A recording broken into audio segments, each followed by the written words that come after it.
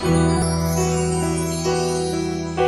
amor es una cualidad que todos debemos cultivar. El amor es gozosa alegría. El amor nunca debe de fallar. Cuando hay amor, todas las cosas se soportan, porque el amor todas las cosas las perdona. El amor no lleva cuenta del daño.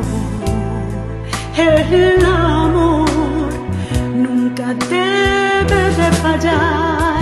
El amor es sufrido, el amor todo lo aguanta, el amor todo lo espera, el amor nunca falla.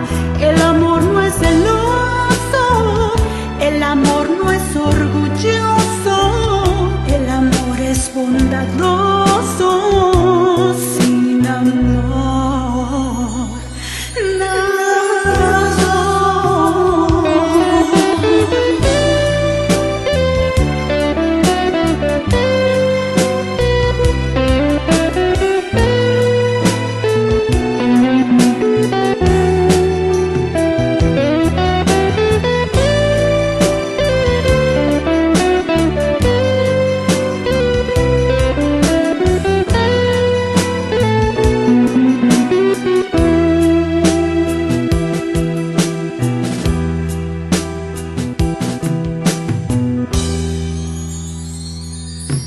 Por el amor existe la creación, por el amor ha llegado toda vida.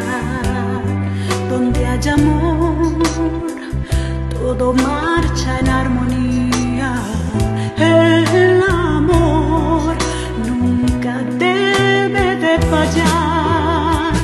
El amor es sufrido, el amor todo lo aguanta, el amor todo lo espera, el amor nunca falla. El amor no es celoso, el amor no es orgulloso, el amor es bondadoso. Sin amor nada soy.